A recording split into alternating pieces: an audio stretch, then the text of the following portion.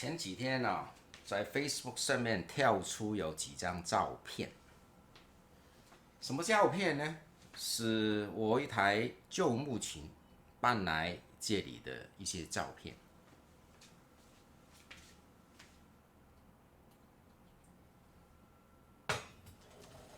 这台木琴都跟我非常久了，我还记得是1980年在纽约皇后区，我当学生的时候买的一台木琴。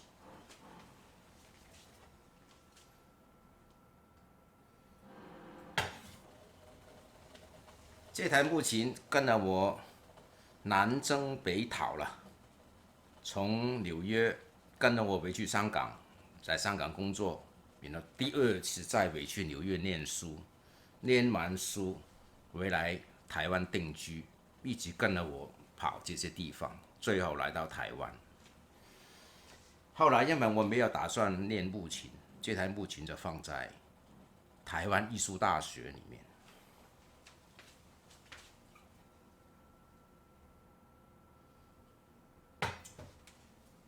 直到去年5月，我希望想开始在练木琴，那么去房间看看我这台木琴长得怎么样。哇，结果把我吓死了，那个外框啊什么都不见，只是剩下琴键，还有一些共鸣管，还有一些基本的支架。哇，我顿时啊心里非常难过。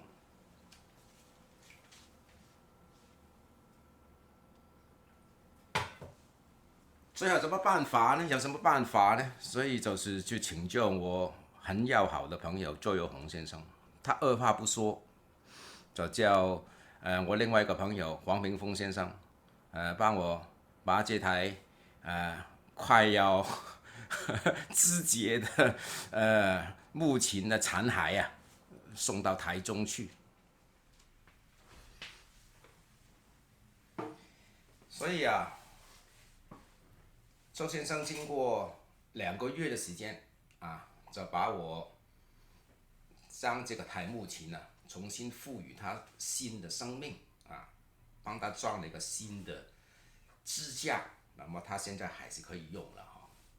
所以我再看看啊，这几张照片的时间呢、是去年的7月25号。7月25号啊，他在这里。去年的7月25号，他在这里度过他第一个晚上啊。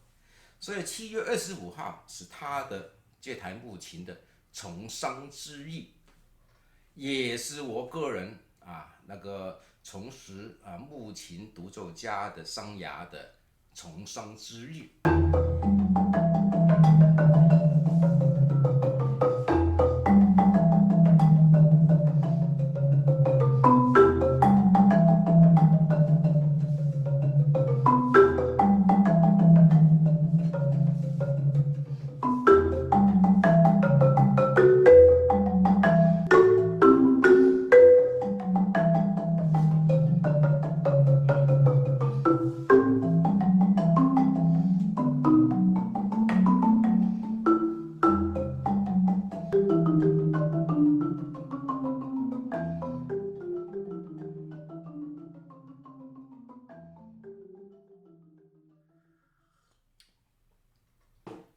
为了纪念这一天呢、我也希望可以做一点小小的纪念的活动啊。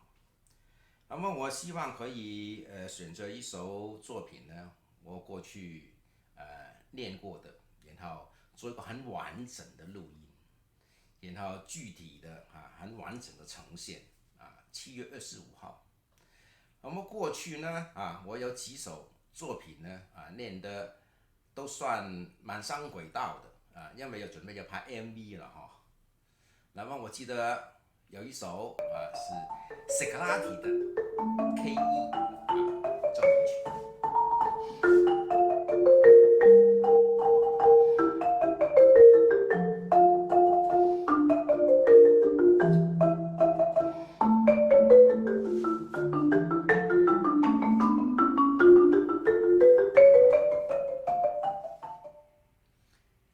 第二首就是技术性蛮高的，就是帕格尼尼的第24号 Caprice 李斯特改编的钢琴版本。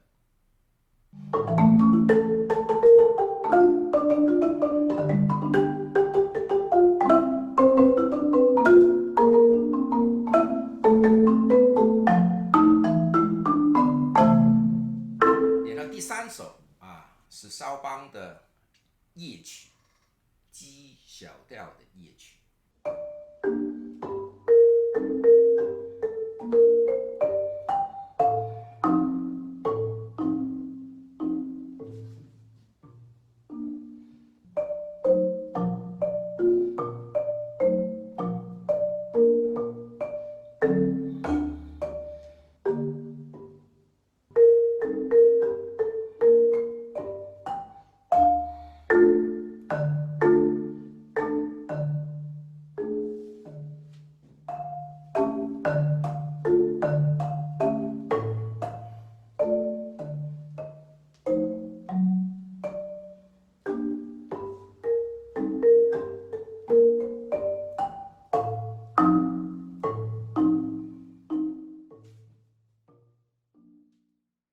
这三首作品呢，我选择哪一首来录音，目前还没有确定可能过3-4天之后才确定。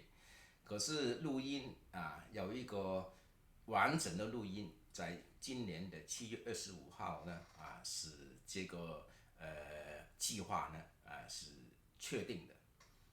这11个月过得也算的真的很快。可是算蛮扎实的从我刚刚示范的一些片段，大家都可以看得出来坦白说，这三首作品呢，从我1980年买这台琴当学生的时候，都未必可以打得出来。因为它是代表一个木琴演奏技术的一个进化的过程，那个年代还没有想到可以这样子来演奏木琴。我未来木琴独奏的曲目大概可以分成为有3个类别。第一个类别就是我个人作品占的比例比较高是60%，大概有30首作品左右。